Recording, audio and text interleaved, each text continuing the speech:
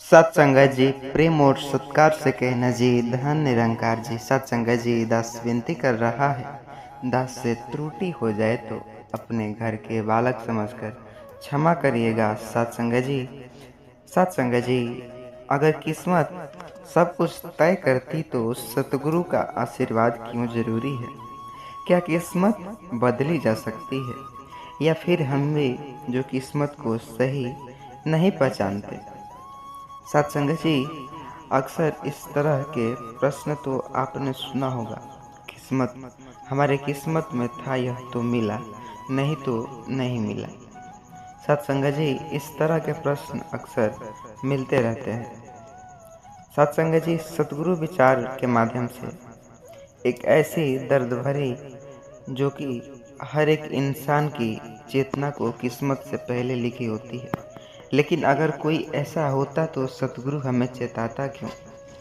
निरंकारी विचार कहते हैं, मन बदलो, दृष्टि बदलो, फिर देखो किस्मत कैसे बदलती है। सत्संग जी, एक युवक की कहानी है, बड़ा ही सुंदर, जिसे सुनकर के आप आश्चर्यचकित रह जाएंगे। यह कहानी ऐसी है जिसे सुन करके आपके होश उड़ जाएंगे, क्योंकि इसमें बहुत ही अच्छे अच्छे विचार के साथ इसमें अजीबोगरीब प्रश्न भी मिलेंगे, जिन्हें सभी के जीवन में बहुत ज़रूरी है। लोग कहते हैं किस्मत से जो पहले से लिखी होती है। कुछ मानते हैं कि जो भाग्य में है वही होगा।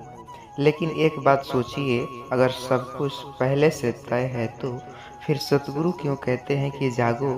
क्यों कहते हैं कि सच्चा ज्ञान किस्मत से भी ऊंचा है? सत्संग जी, सत्संग जी, प्रेम और सत्कार से कहना जी धन निरंकार जी। विनती है आपसे, इस वीडियो को अंत तक ज़रूर देखिएगा। चैनल पर नए होंगे सब्सक्राइब ज़रूर कर लीजिएगा।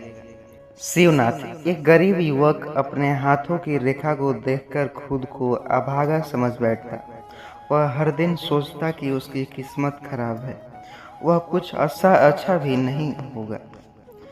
एक दिन जब पूरी तरह से टूट चुका था, रहस्यमयी बाबा से मुलाकात हुई तो उनसे बात चली कि असली किस्मत हाथों में नहीं, आत्मा में छुपी हुई होती है।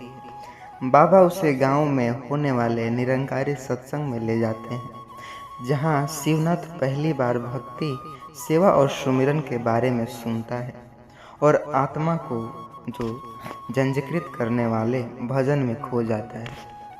शिवनाथ नामदान लेता है, जो कि एक आंतरिक शक्ति का अनुभव करता है, जिससे वह पहली बार निराकार को महसूस करता है। यही क्षण उसकी किस्मत के असली परिवर्तन की शुरू होती है। अब उसका आचरण, व्यवहार और मन पूरी तरह बदल चुका था। गांव वाले हैरान थे। यह वही शिवनाथ है जो कभी खुद को अभागा कहता था। सतगुरु का मार्ग कठिन होता है। उसका परिवार, पुराने मित्र और गांव के लोग उन्हें ताना मारने की और पढ़ाई छुड़ाने की मंदिरों में जा बैठे। शिवनाथ इन आलोचनाओं के बीच अपने लक्ष्य पर अड़िग रहता। शिवनाथ अब निरंकारी विचार के माध्यम से सेवा शिविरों में काम किया करता था। धीरे धीरे उसे एहसास हुआ कि माया की लालसा ही असली कमजोरी है। सेवा से उसे नई ऊर्जा और सम्मान मिलता है। वहीं पंडित जो पहले बोला था कि शिवनाथ की रेखा कमजोर है, अब गांव लौटता है। शिवनाथ को देखकर चकित रह जाता है। उसका तेज प्रभाव और जीवन शैली एक संत के जैसी हो चुकी थी। एक ऐसा दिन आता है जब पूरा गांव विपत्ति से घिर जाता है। तब शिवनाथ का धैर्य, विश्वास और सेवा सबको बचा लेता है। लोग मानते हैं कि यह किस्मत से नहीं, गुरु की कृपा है। अब शिवनाथ स्वयं जो कि निरंकारी विचारों का महात्मा बन चुका था, प्रचारक करने के लिए वह गांव-गांव जाकर एक ही बात कहता, किस्मत बदलती नहीं, दिखाई देती है। जब मन में गुरु का प्रकाश जलता है, तब अंधेरे की लकीरें खुद ब खुद मिट जाती है। अंतिम संदेश यही देना चाहता हूँ कि सतगुरु से मिला हुआ ज्ञान ही असली भाग्य है। लकीरों की दुनिया से ऊपर उठकर जब आत्मा देखती है तो किस्मत खुद उसके पीछे चलता है। तो साथ संगत जी, आशा करता हूँ यह वीडियो आपको बढ़िया लगा ही होगा। चैनल पर नए होंगे सब्सक्राइब ज़रूर से कर लीजिएगा और इस वीडियो को उन सभी दोस्तों के साथ शेयर कीजिएगा जो निरंकारी सत्संग किया करते हैं, जो मानते हैं कि सतगुरु के चरणों में स्वर्ग है। साथ संगत जी, प्रेम और सत्कार से कहना जी, धन निरंकार जी। जिंदगी एक हसीन किताब है साथ संगत जी, पर जरूरी तो नहीं कि इन किताबों के सारे पन्ने हसीन हो। हिसाब से हो अगर ऐसा कोई पन्ना आ जाए जिसमें राहते ना ही सुकून और शांति ना हो, तो सब्र करना। जिंदगी सड़क की तरह है, यह कभी भी सीधी नहीं होती, कुछ देर बाद मोड़ अवश्य आती है। इसलिए धैर्य के साथ चलते रहिए, आपकी ज़िंदगी का खुद मोड़ इंतज़ार कर रहा है। मुश्किलें अगर दरवाज़ा खटखटा आए तो कभी डरो मत, निडर होकर दरवाज़ा खोलो, क्योंकि कामयाबी अपना जो भेजा हुआ जो बदल कर आती है। याद रखना कि जीवन में खाली हाथ जो व्यक्ति की सबसे ज़्यादा दुखी होता है। अगर आप सीखना चाहो तो आपकी हर गलती आपको सब सिखा देगी। एक दिन पहले दिए ने, एक कहानी है दिए की। दिए ने कहा, इतना जलकर मेरी रोशनी की कोई कदर नहीं, आज मैं सबके लिए व्यर्थ हूँ, इससे तो बेहतर है कि मैं बुझ जाऊँ। यह कहकर वह दिया बुझ गया। जानते हो क्यों?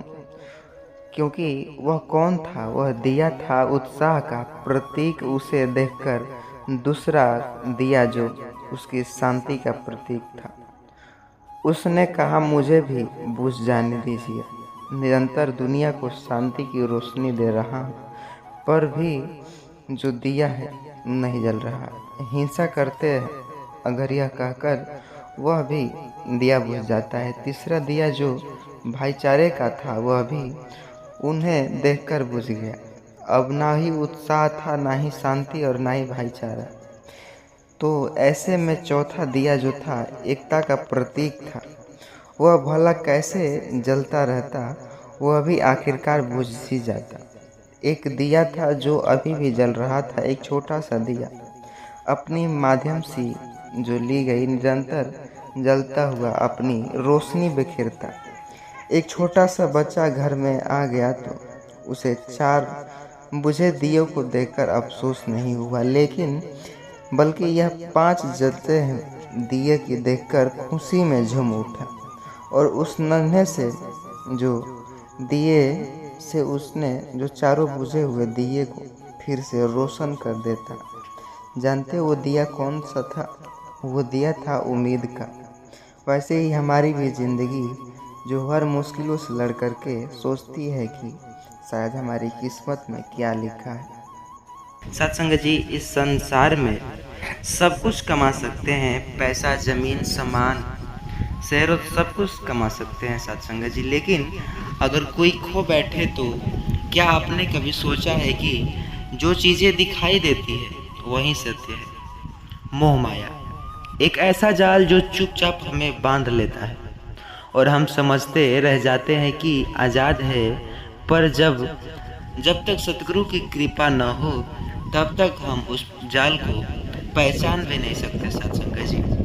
सत्संग जी, आज की यह वीडियो इतना ज़्यादा खास होने वाली है क्योंकि सभी के लिए ज़रूरत है। सभी जीना चाहते हैं, मरना कोई नहीं चाहता। सत्संग जी, माया जाल एक ऐसा विचार लेकर आया हूँ सत्संग जी, जिसे सुन करके आप आश्चर्यचकित रह जाएंगे। यह वीडियो इतना ज़्यादा खास होने वाला है कि सुन करके आपके रोंगटे खड़े हो जाएंगे सत्संग जी। आइए कहानी के माध्यम से जानेंगे रामू की एक सीधा जो किसान था। वो जो समझता था कि उसकी मेहनत, ज़मीन और पैसा ही सब कुछ है, लेकिन जब उसकी आत्मा बिकने लगी तब उसे समझ आया कि जो कुछ उसने जीवन भर कमाया वो सब सिर्फ माया की जाल थी। सत्संग जी, ये तो हर एक की किसी इंसान के साथ घटना घटने वाली है। तो क्यों ना हमें दिलचस्प लेकर के इस कहानी को सुनना चाहिए सत्संग जी। कुछ नया सीखने को मिलेगा। इसलिए विनती है आपसे, वीडियो को पूरा देखिएगा। चैनल पर नए होंगे सब्सक्राइब जरूर से कर लीजिएगा। उत्तर प्रदेश के एक छोटे से गांव लोहारगढ़ में राम बाबू नाम का एक किसान रहता था। सीधा साधा आदमी, मेहनती, पर अंदर से बहुत डरा हुआ। डर कि कहीं उसका खेत न बिक जाए, डर कहीं उसकी बेटी की शादी रुक न जाए, डर कहीं कि कोई उसमें जो अमीर न बन जाए। रामू दिन रात काम करता। उसकी बीवी जो सरजू हमेशा कहती, अरे राम, 2 रोटी कमा लेगा पर थोड़ा भगवान को भी याद कर लिया करो। पर रामू हंस पड़ता। वह कहता, भगवान खेत नहीं जोतते सरजू, ये सब व्रत उपवास अमीरों का चोचला है। हमारे पास समय नहीं माया के जाल माफ करना भगवान के लिए। एक दिन गांव में एक नया साहूकार आया, मोतीलाल। वह कहता कि वह गंगा को समृद्ध बना जाएगा। उसने राम बाबू को लोन दिया। बोले जो दिलाई, ट्रैक्टर भी ली। धीरे धीरे राम बाबू के घर में दौलत आने लगी। सरजू हैरान थी, इतनी जल्दी इतना सब। राम, ये अच्छा नहीं हो लगता, ये अच्छा नहीं हो रहा। पर राम बाबू अब मोहमाया के खेलों में उतर चुका था।